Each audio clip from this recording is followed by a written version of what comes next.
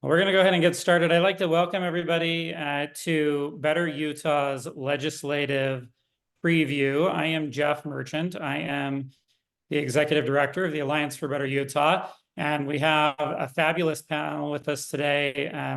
I just wanted to give a brief introduction, and then we'll get started. So we every year have this preview, and as we get ready for the legislative session that starts next week, the people that will be speaking with you today will be remarkably busy doing all sorts of things, running around up at the Capitol. And before they ran out of breath, we wanted to get them so that we could hear their perspectives on what they think is going to happen over the next 6 weeks and what we as citizens of the state of Utah can do to be helpful. So just so that you're aware, the Alliance for a Better Utah doesn't just do this. We send a team of people up to the Capitol when the legislative session happens so that we can be following and tracking bills, so that we can be speaking when we need to speak, and so that we can be informing you of the interesting and sometimes scary things that can happen when a group of people get together and start making decisions on our behalf. So I'd like to start by introducing the Alliance for a Better Utah's Senior Policy Advisor, and that is Chase Thomas. Chase is going to be leading the discussion today. We have a wonderful panel, and I'm going to let him introduce each of the members of the panel, and then we'll let everybody speak for a few minutes. And then the last 15 or so minutes, hopefully, we'll have a little bit of time for questions and answers. So if you've got questions, there should be a box that you can just click on to write your questions, and then Chase will take a look at those, and hopefully the panelists will get a few minutes to respond. So with that, Chase, I will turn time over to you and let you start our preview. Thank you. Thank you so much, Jeff. Great to be here, and thank you so much to our panelists for being here for this important discussion. It's hard to say that I'm looking forward to the legislative session that's starting next week, but definitely it's happening. And so today we're going to be talking about the different issues that we're expecting to come up during the legislative session, and then how people can impact the legislative process and be involved. So we'll have each of our panelists talk for 5 to 7 minutes about the issues that their organization is watching out for from this legislative session. Our panelists today are Marina Lowe, Policy Director at Equality Utah, TJ Ellerbeck, Executive Director at the Rural Utah Project, Melanie Hall, Policy Director at Heal Utah, and Tara Rollins, the Executive Director of the Utah Housing Coalition. And thank you again so much for being here. After that, we will have a Q&A portion. If you have any questions throughout the panel, you can type them in the Q&A box, and we will answer them during that time. And at the very end, I'll come back and end the event. So get started. Let's start with you, Marina. Is that all right? Yes, that's totally fine. Just looking for my mute button. Thank you so much for attending today, for taking time out of your day to hear about what awaits us all during the 45 days that is the legislative session. I too, like you, Chase, am feeling anxious about it, but it's coming whether we like it or not. So we might as well gear up. You know, it appears that there is going to be a lot of activity that Equality Utah will be tracking up at the legislature again this year. For a number of years now, we've definitely seen a pattern of the legislature having a very focused interest in the LGBT community and the trans community in particular. And I'm sad to say that I think this session will not be different in that regard from the previous sessions that we've seen over the last couple of years. My inbox has been going crazy over the past 2 weeks with new bills sort of flooding in. And there have been a lot of bills already that have piqued my interest. And so the way that I would sort of divide up the bills that Equality Utah is focused on really can be lumped into a couple of different categories. The first is sort of issues dealing with bathrooms. This is not a trend that is unique to Utah. We are seeing these so-called bathroom bills sweeping the nation that are really just another way to focus legislative energy on the transgender community. And I'll get into the specifics of that in a moment. The second category of bills we'll be looking at are so-called anti-DEI bills. There's been a lot of coverage in the media, and we're expecting at least 2 bills, perhaps more, that will be focused on this area of interest by the legislature. Then a third bucket of bills that are of interest fall into sort of schools, curriculum, sort of that type of legislation. And I'll talk more about the specific bills we're interested in that area. And then finally, there's a miscellaneous category, all sorts of little bills that in one way or another impact the LGBT community, unfortunately, usually in a harmful way. So to sort of start out, I'll go back up to bathrooms because we really see that as the largest threat to the transgender community. We are expecting at this point at least 3, perhaps 4 bills in this area. And just to take a step back to sort of explain a little bit about these types of bills, in the past couple of years here in Utah, we've seen a number of bills targeting the trans community. At first, it started out actually with bathrooms many years ago. Senator Kennedy used to be Representative Kennedy before he took a little break in between his legislative service, and he ran the original bathroom bill here in Utah. It was on the heels of a bill that was introduced in North Carolina and was met with tremendous pushback in that state. And, here in Utah, there was also a lot of pushback at the time when Representative Kennedy ran the bill. There was concern about how this type of legislation would be enforced when you're trying to force certain people into certain bathrooms. How would you check to make sure that they're in the right bathroom? And so after a lot of pressure, his bill ended up not going anywhere. Fast forward a couple of years, and it seems that there's sort of this renewed interest in focusing on the transgender community. And we saw that here in Utah a couple of years ago with a bill targeting the ability of trans girls to participate in school sports, followed very quickly last year by a bill that prospectively bans the ability of transgender youth to receive gender-affirming medical care. This year, as I mentioned, we have a couple of bills that we think are going to be these so-called bathroom bills.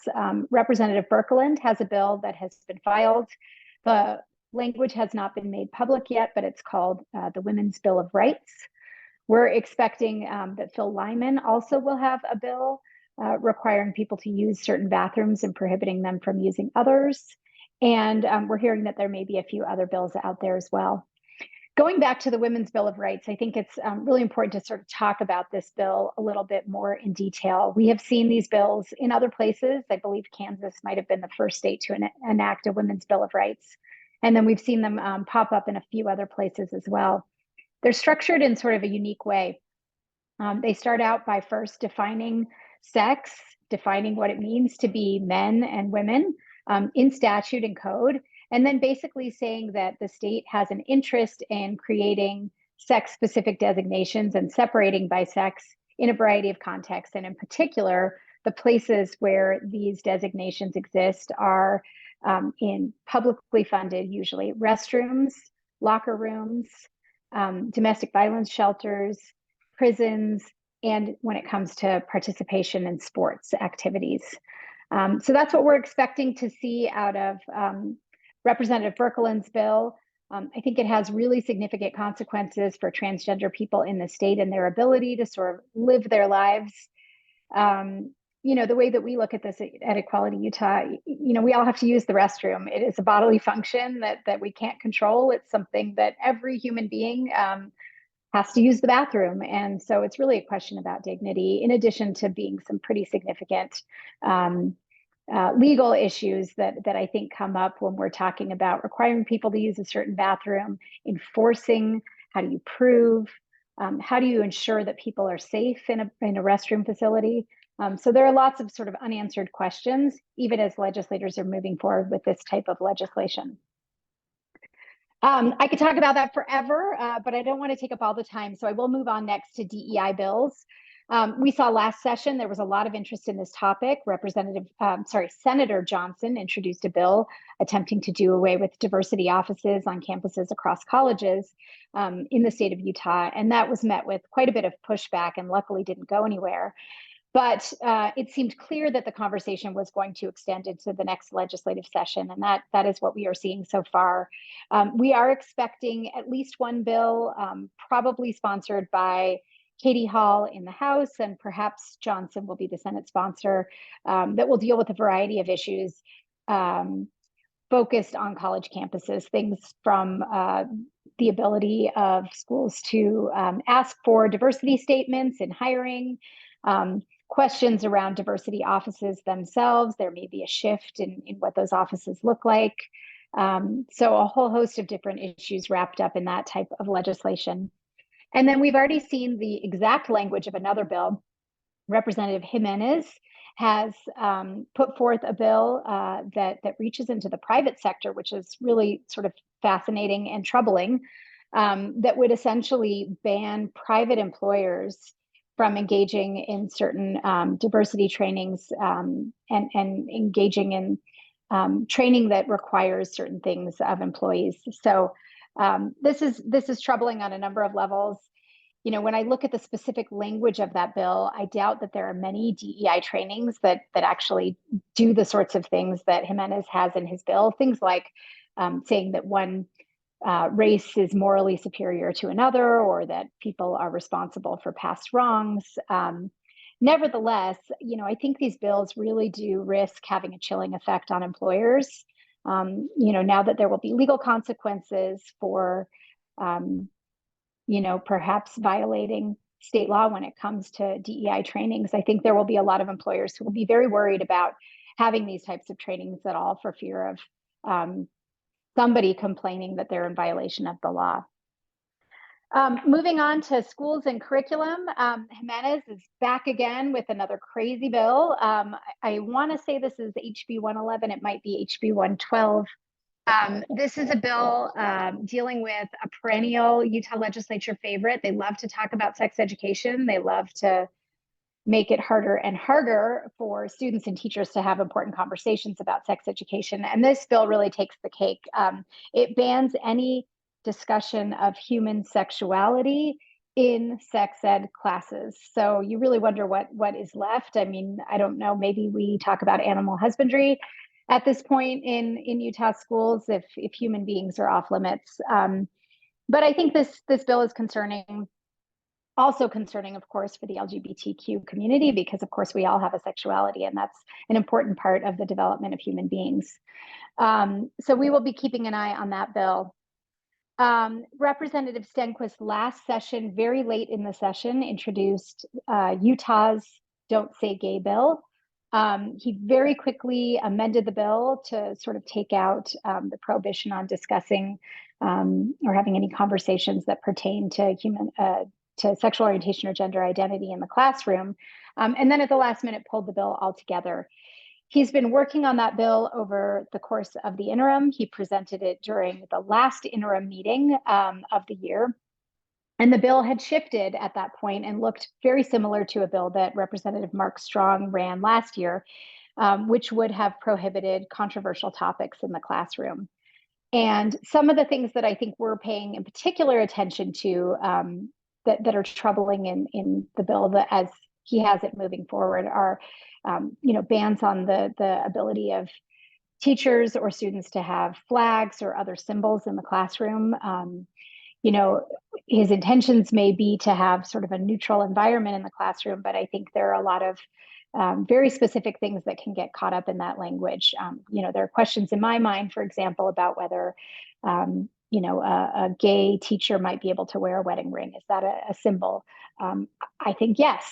And would that put them in violation of this type of legislation? So we'll be continuing to work with him on that language in the hopes of finding something that is more legally sound and clear. And then finally, the legislature has not stopped their crusade on banning books in the classroom or in school libraries. And we know that, of course, these types of mechanisms that allow for books to be pulled from the shelves tend to impact books with LGBTQ themes or characters, or characters, people of color in particular. So we have great concerns about that type of legislation moving forward too. And then finally, I said miscellaneous. There are a whole bunch of other bills that sort of fall into this category. Representative Grecius has a bill dealing with custody determinations, especially when children are transgender, and there are some issues that we'll want to look into there. Representative Tusher has a bill dealing with some of the fallout from the trans sports ban bill a couple of years ago. And then you may all remember there was a lot of hubbub coming out of St. George last year dealing with drag queens, drag parades, drag shows, perhaps even Pride Festival. And so to that end, Representative Colin Jack of St. George had run a bill last year trying to tamp down on drag shows that had significant First Amendment implications. We were able to stop that bill on the last night of the session, but I have heard rumblings that he is coming up with something again this year, and will attempt to look at drag shows, but also pride parades in his legislation moving forward. I will stop there, but during the question and answer period, I'm happy to take any questions. Thank you. Thanks, Marina. They're keeping you busy this year. Good luck with everything. Next, we're going to turn to TJ. Thanks, Chase. Hi, everybody. Hey, I'm TJ Ellerbeck. Like Chase said, I'm the executive director of the Rural Utah Project. If you haven't heard of us, we do mostly public lands and democracy-focused work, largely in southeastern Utah. So we're more of a grassroots organization. We do a lot of organizing on the ground. So one focus we'll have during the legislative session is trying to bring rural Utahn voices up to the legislature, either physically or via Zoom. And because we're still pretty early, we haven't seen every bill, of course, that's going to be introduced, but we know there are going to be some possible attacks or weirdness around public lands in Utah. One bill we have seen is an inventory of public lands in municipalities across the state, and that could be the start of an attack on some municipalities in southern Utah, like the town of Bluff or Boulder, that have a lot of federal lands within city limits. So we'll be keeping an eye on that bill. That's HB 151. But one thing we're also going to be looking out for that we saw last session is some possible funding for infrastructure projects that could be good or bad. One project we've been looking out for is paving and expansion off of 9 Mile Canyon in eastern Utah. 9 Mile Canyon, sometimes called the world's longest art gallery because of the centuries of rock art there. And there's currently a proposal to pave a new highway going through Gate Canyon and a side canyon of 9 Mile. And last year, the legislature attempted to allocate funding to pay for that expansion. That's something that would be a real disaster for public lands and for history and culture in eastern Utah, I think. So we'll be on the lookout for some funding there to try to stop that. But a lot of our focus this year is going to be on democracy issues. If you're on our email list, you've probably heard the last several legislative sessions about attacks on voting by mail. This year, we have what we think is going to be the most serious attack on voting by mail. We've seen some bills that in years past have been kind of outlandish and were scary, but we knew likely wouldn't pass. But this year, Representative Kira Birkeland, who Marina just spoke a little bit about some of the other legislation she's running, but she is running HB 92, which would eliminate voting by mail in Utah. You could still opt in to receive a ballot the way you could before the 2016 or 2014 elections, depending on where in the state you live, but everyone wouldn't receive a ballot by default. So that would be a huge blow to voter participation across the state.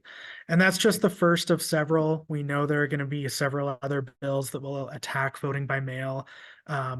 one that will allow county clerks to opt their counties out of vote by mail. And that could be a real problem for voter education, because it could be very confusing if, you know, one county is voting by mail and another county is not. And also another bill that we might see change the deadline where the deadline for returning your ballot to the county. Currently, if you postmark your ballot by the day before election day, it'll still be counted, even if it's received by your county clerk after election day. And we know there's going to be one proposal coming in this legislative session that would change that requirement to have your county clerk receive your ballot before election day. So that means in some parts of rural Utah, especially, you'd need to mail your ballot a week or even 2 weeks before the election. And we know there will be very minimal education to voters about that change. So that could be a real problem. The Rural Utah Project works with a coalition of organizations, including Alliance for a Better Utah, called the Let Utah Vote Coalition. And so those organizations are all banding together to run a coordinated campaign to try to stop some of these attacks on vote by mail and other democracy access issues. So I'm sure all of you will receive something in your inbox, whichever one of our organizations you're on the list of, with some more information about that soon. And we're excited to run a great big coordinated campaign, get a lot of people up at the legislature when these bills start coming to committee hearings, and try to stop some of these proposals. There are other bad democracy proposals coming up this year too. We've seen a lot of these bills pass in other states, but Utah's tended to be a little bit behind the curve on some of these bad proposals, and I hope we stay that way.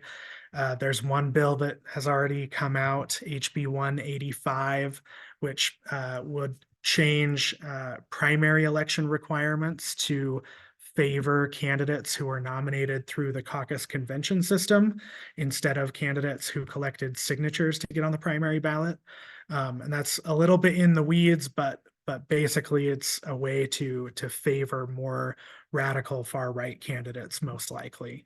And then there's another bill we know that might come out that would create a sham audit process to sort of sow mistrust in our election process, which is already at an all-time high right now in Utah and across the country. So we'll be working to stop some of those proposals as well.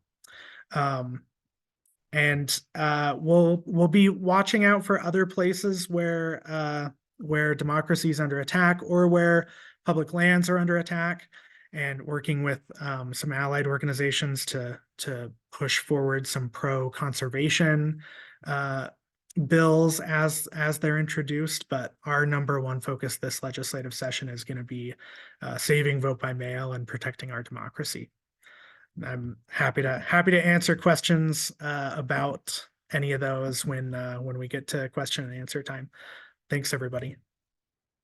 Thank you so much, TJ. And as Sherry noted, it was great seeing the write-up in the Salt Lake Tribune about your addressing project and all the great work you've been doing on the Navajo Nation. So thank you for all your great work at Rural Utah Project. Just to remind everybody, if you do have a question at any point, there is a Q&A button at the bottom that you can press and type in your question. We'll have a Q&A portion after each of the panelists has spoken. Next, we're going to go to Melanie from Heal Utah. Thank you, Chase. Thank you for this opportunity to talk to you today about what HEAL is up to. So, like Chase said, I'm Melanie Hall. I am the Policy Director at the Healthy Environment Alliance of Utah, or HEAL Utah, and we're an advocacy organization dedicated to protecting Utahns from environmental health threats. HEAL's mission is to protect Utah's environment and its people by promoting clean air, clean energy, and comprehensive solutions to radioactive and toxic waste, which is why in the upcoming general session, we'll be supporting legislation designed to promote renewable energy and reduce emissions. And some of these things that are coming up that we're excited about would be like a clean truck incentive program and a framework for reducing diesel emissions at Utah inland ports. And since we have a lot of talk about inland ports these days, and they seem to be popping up all over the state, I think it's incredibly important to make sure that we have a diesel emissions reduction program in place so that communities living around them are not going to be experiencing the consequences of poor air quality. So we'll be keeping our eye on those. And then we're also really invested in transportation for this session. And last year was another session where they did a lot with active transportation. And so we're hoping that that can kind of continue into this year. And so we're really looking for like investments and better access and use of transportation that works for everyone. So part of that is going to be like, we're hearing about a few bills that are going to come up that are actually going to be study bills, but really important ones. So when we talk a lot about like micromobility and e-bikes, it's trying to figure out like, how do we make sure that everyone is safe on their bike and safe walking, and what are the kinds of designs that we need to have in our communities to make sure that we can really like invest in e-bikes and micromobility, but keep everyone safe at the same time. So we're really excited about those kinds of bills, and we'll be following them closely. But there's also appropriations. So money, especially for the governor's budget this year, which includes priorities around transportation. And those total up to about almost $75 million. And he wants that money to enhance Utah's transit system for improved convenience and frequency and reliability. And so the way that he's wanting to do that is to actually reallocate 1%, which would be about $45 million annually, of the sales tax earmark for the Transportation Investment Fund, and have that go to the Transit Transportation Investment Fund. So this change would actually like double our ongoing funding for transit projects throughout the state. And then there's also a $2.5 million one-time pilot transit innovation grant program. And these are going to be competitive grants that will fund locally designed projects. It does require matching funds. We'd love to see that go away, especially for rural communities that are not going to be able to often like meet that match. But that's work we will continue to do. But we're really excited, and we'll like push for this this to be passed by the legislature. They have a tendency to pass a lot of the governor's budget, but not the things that we really like. Like last year, they didn't do the zero fares program. So we're really disappointed in that. We're hoping we can just get people excited about transit and get them up to the Capitol and talking to the governor and their state and their legislators so that we can get this going. Things that we're kind of concerned about are a continuation of what happened last year, which is really overreach by the legislature in our energy system. So they did a lot of work to make sure that oil and gas continues to be supported and that renewable energies is not. So as TJ was talking about the 9 Mile Canyon, it's really about an expansion of our ability to produce oil and gas and to get it moving through the state. And so these kinds of things are really scary. We don't want them to take control over power plants so that we can keep coal going. And like last year, they gave $2 million to the Attorney General to make sure that we could fight lawsuits that would in any way hamper the coal industry and oil and gas. And so we really want it to be equitable. If we truly believe in Utah, as they say, that we have an all of the above approach to our energy system, then we need an equal playing field to let renewable energies rise to the top and not have like a heavy hand of government get involved in this. And so that's some of the stuff that we're going to be really paying attention to, because it seems like each year they find new ways to disincentivize renewable energy and keep oil and gas and coal moving forward in Utah. So one of the things that we do that we're really excited about each year is a community lobbying. This year, we're going to be doing it on Tuesday mornings. So anyone who wants to get involved, please feel free to go to our website. It's healutah.org. You can do /lobby, or you'll just find it on the website. But this is a really great opportunity and really in line with a lot of what we've been talking about today. So it's both through Zoom and in person, and we will help you find out who your legislators are, talk to you about how you reach out to them, help you walk through like some of the bills that we're working on, get you like kind of acquainted with the system so that you can be more active and engaged. It's really, really difficult at times for organizations that, like all the ones speaking today, that seem to be on the wrong side of most of our legislators. They don't really want to hear from us, but they do actually want to hear from their constituents, and they need to hear from their constituents. And so one of the things that HEAL's really excited about is just more civic engagement. So any way that we can get more people up to the Capitol, more people on Zoom, more people paying attention, giving public comment even. That's the way that we make really systemic change happen in Utah. So thank you for being here. I think the first step is to actually listen to us talk about what our legislative approach is. So thank you. Great. Thank you so much, Melanie. And thanks for talking about the civic engagement opportunities. Next, we're going to go to Tara Rollins with the Utah Housing Coalition. Tara, you muted. There you Perfect, because I was shutting off my phone. Well, hello, everyone. I'm Tara Rollins with Utah Housing Coalition, and the coalition is a membership-based organization that cares about housing. So our members are all the way from, a homeless provider, all the way up to like American Express, who is an investor in housing. We have, for-profit, nonprofit developers, housing authorities, etc. So we tend to focus on things that involve tenants because their voice is not on the Hill. But also we track an array of different bills just for our members and making sure that they know they're running. Because I'm not the expert, my members are the experts. And so a lot of times we don't even take any action on them because it's not going to affect those industries, let's say. So I actually put a PowerPoint together, so hoping I can share that. Okay, so I think the most important thing for us is the governor's budget. Historically, historically, we've only received $2.2 million for housing a year since 1995. And that money goes to Olene Walker. And it was originally a trust fund, but now it is a loan fund, and they're loaning money. And so the reason why we received the 2.2 is because it's a match for the federal funds that come in.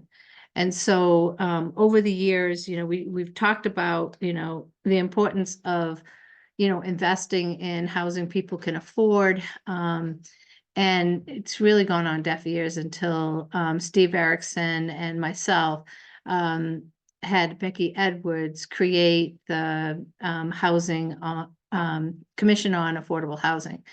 And so the vision for us was to get the right people at the table to have the conversation. And so when you say who are the right people, it's like the League of City and Towns, bankers, developers, nonprofits, housing authorities, Association of County, as well as state leaders. And so we have the chairperson is a Senate right now, senator, and we have two House people on that. We didn't put advocates on there at all because we figured we could be on like committees and, have input there. So over the past few years, there's been quite a few items that have moved out of the commission. And so I think that is when we've had an enormous amount of people, in the tent now talking. And so sometimes it's good, sometimes it's bad, because some people think they know affordable housing. But I think, the flavor of the day for most of the legislators is homeownership. And so, which is also good for, people living in multifamily because it frees up units for others. And so when you look at, this, what they're trying to do is get 35,000 homes by 2028. And so I think that is, a good goal. I also love the fact that this past year when we met with the president about other programs that are doing homeownership already, in, I would say, in a very affordable way, let's say. And how can we expand those programs from beyond? And so we had a really good meeting, and as you can see in a minute, we have received some funds for in the governor's budget for those. So we also have gained Steve Waldrip, he's the new Housing Innovation Advisor, and I'm very excited about that because Steve is very knowledgeable, but also he can really focus on policy, and Christina can really focus on running her department. So so when you look at the funding, how it pretty much breaks down is first time home buyer assistance, and 50 million, 75 million for state infrastructure, bank expansion for housing, which is very interesting to me because we have so many banks already here. And there's also a lot of Community Reinvestment Act commitment from those banks. So also 5 million Starter Home Innovation Fund. And this is a really good thing for, planning. Excuse me. So then the 15 million sweat equity, we have two programs in the state that does amazing work. One is self-help, and that is in the rural areas. And what happens is they'll pick, let's say, 5 families, and they'll go into a cul-de-sac and build the 5 houses together with overview of obviously contractors. And so that has been an amazing program in terms of being able to, people being able to afford their home where they live in rural areas. The other program is Habitat for Humanity, and we have, I think it's 8 organizations throughout the state that Habitat, and I'm sure everybody knows about Habitat. So those are 2 federal programs that have been around for a really long time, but we want to, but the problem is that it's such an old model that there needs to be tweaking. So I'm really glad to see the state, coming in and trying to assist with that. And then the Community Land Trust expansion. I'm hearing some crickets about the fact that the tax structure may not be right in code already. And so I think there's some conversations happening to make sure it stays the way it is, because it's real. That is the model that is working. And in southern Utah, southeast Utah, there's a large land trust with over 300 units being planned. And so it is an amazing tool to, help with housing. And then offsite home manufacturing is another one of their goals. So 45.5 million in affordable housing, 30 million will be for deeply affordable housing. And when you talk about deeply affordable, it's 30% of AMI and below. And so those are workers. Those are our tourist workers. Those are, people that, are kind of the backbone of our state. And these are the people that really can't afford to miss a day of work or have a hiccup in their budget, because if they don't pay their rent, then they end up getting trouble damages if they don't leave, and that can be really financially crippling.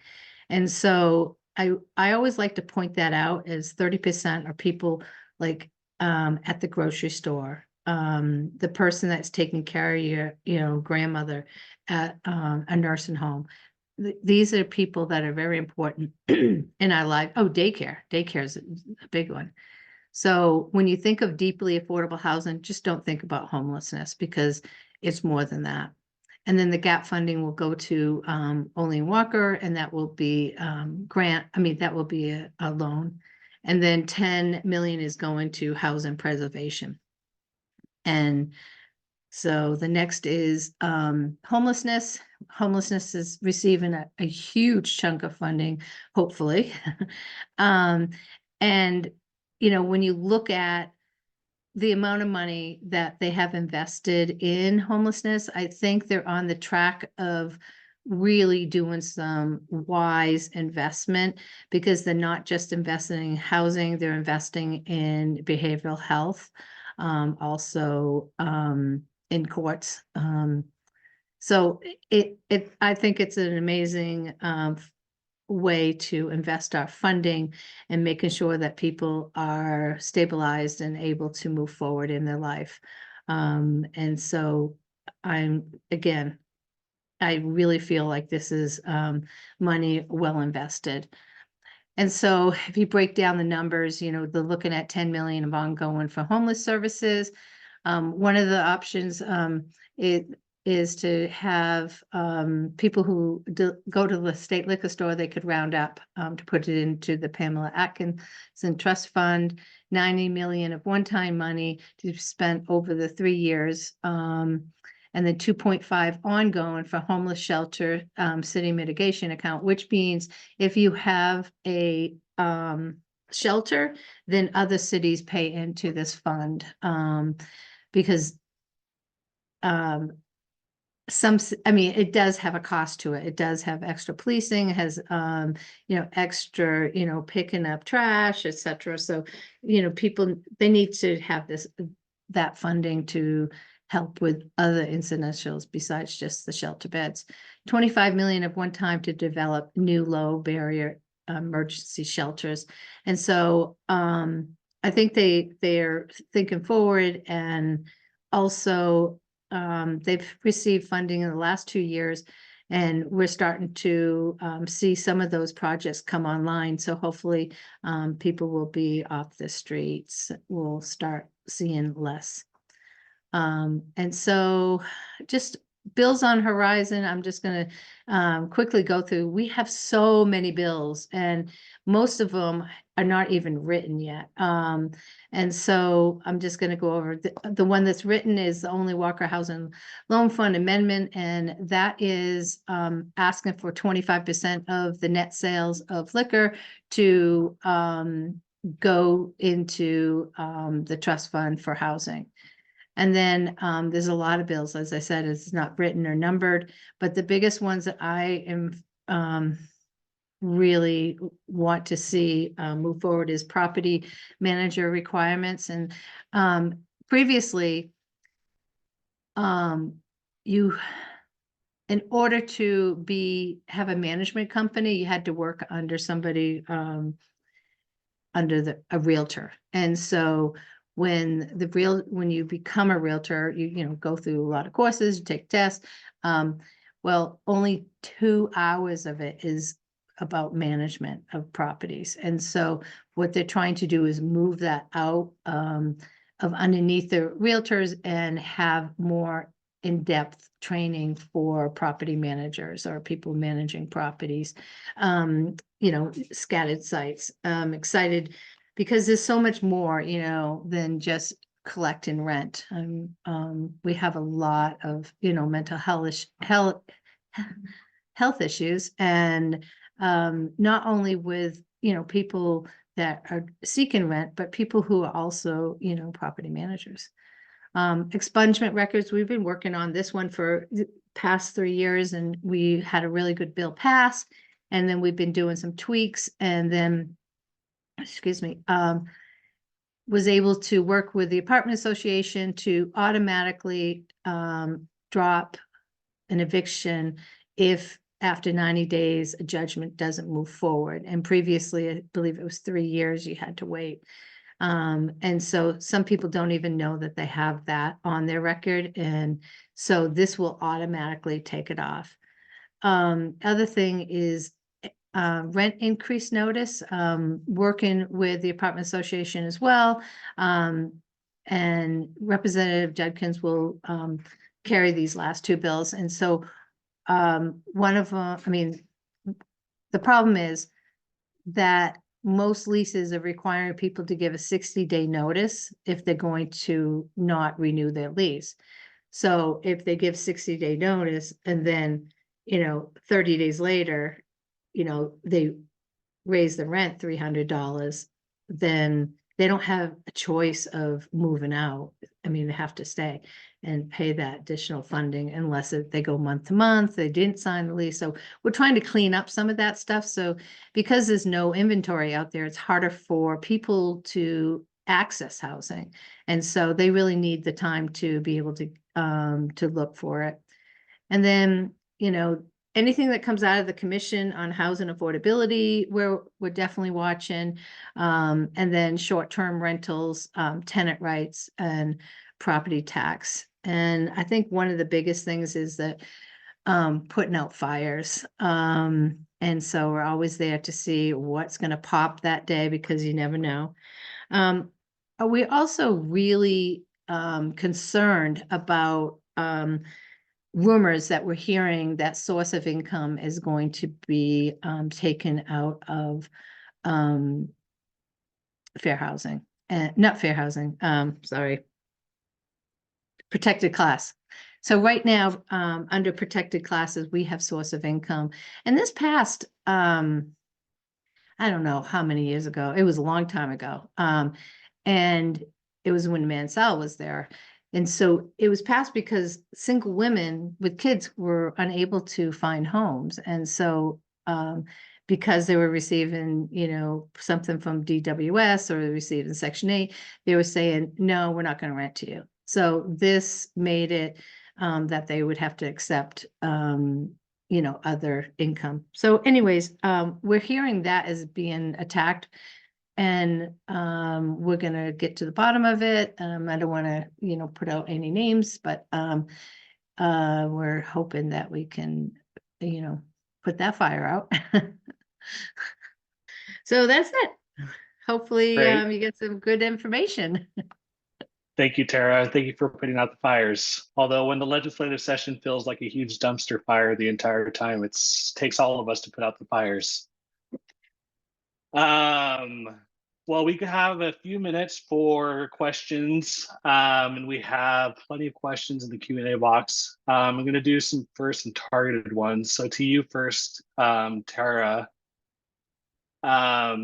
Someone asked, the first-time homebuyer program has been significantly undersubscribed since it is limited to new construction. Do you think there would be an opportunity to have that program extended to existing properties? Right now, no. And the reason why is they're trying to add inventory that we need in the market. And so that's the biggest reason. I would say that we may be able to do a side cut and look at, like, I would say in the rural areas where new construction not necessarily needs to be. I think there's an argument for that. So right now, no. It was a big question last year. But as you can see, they want 35,000 new units. And I pushed, I mean, last year when they were talking about it, I didn't understand it. And then when you really see the numbers and the growth that we're having in our state, it really makes sense to be able to get those houses on the ground. But as you can see, that's a lot of funding. And we're not investing in, you know, as much as we need to at the lower end, I would say under 50% of AMI. So. Okay, thank you. To Melanie, I believe this question would be directed. Are nuclear power plants in Emory County on the agenda for this legislative session? So I haven't seen anything specific to that, but I know our legislators are very interested in nuclear energy, but I would say that there seems to be a focus more on geothermal at this point. I think part of that is there's been some really bad news on nuclear energy with NuScale. I mean, they just laid off 28% of their workforce. UAMPS had to pull out of that program, the carbon-free power plan. So they're faced a lot of headwinds. And because HEAL is an organization that works on radioactive and toxic waste, nuclear energy is not something that we advocate for. So we're okay with nuclear energy having a few headwinds. But it does seem like, even from what I'm hearing from people, like the communities in Southwest Utah who would have been part of this plan, their focus is switching to geothermal. And there's a lot of potential in Utah for that. And so I would love to see legislation that really like invests in figuring out if that can be a strong renewable energy source for us. Thank you. I have a question for everyone. Going back to the civic engagement portion that Melanie raised earlier, what are good strategies you would recommend for communicating with lawmakers during the legislative session? Marina, can we start with you? Sure, yes. I mean, the best advice I would say is actually to begin communicating with legislators before the session, and creating those relationships before the 45 days when legislators are so busy and receiving such a high volume of emails, texts, et cetera, that it's really hard to sort of distinguish yourself. So I always tell people one of the beauties of Utah is our 45-day legislative session, which not only limits the amount of damage that can happen, but it also means that our legislators are working in a part-time capacity. And it means the rest of the year they go back into their communities. We don't have layers and layers of legislative staff like you see in other states where they have a full-time legislature. And so legislators are pretty accessible. And so, you know, I always tell people, look up, find out who your legislators are, send them a text or an email outside of the session, ask to meet them. They will talk to you, especially if you indicate that you're a constituent. I oftentimes say, put your address in the text or in the email so that they can look up and see that you're one of their constituents, and form a relationship with them outside of the session so that during the session, you can send a quick text when there's something that matters to you, or if you have a particular expertise or subject area that you're particularly strong in or interested in. Our legislators, as you know, all come from different walks of life, and they are hit with bills from all different topics, and they can't be an expert on everything. So they really do appreciate hearing from constituents who can provide them expertise or information during the session. So that would be my advice. Don't wait until now. You know, sometime in April, May, June, July, those are the times to create the relationships. Would anyone else like to take on this question? I could just say, Tara. Oh, Let's go Tara, then Melanie. okay. I agree with Marina. You really need to start establishing your relationships earlier than during the session.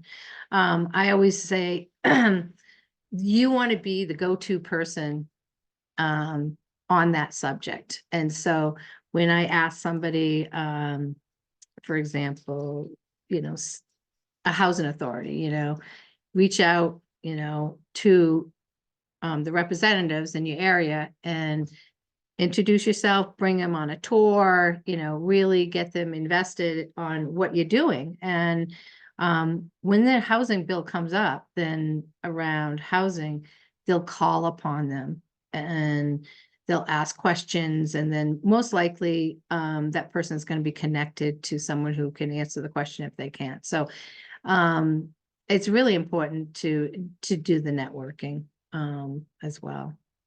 But inviting them to open houses and educating them on, you know, programs that are really doing good stuff in your community is so important. Melanie? yeah, I will advocate for that as well. Start early.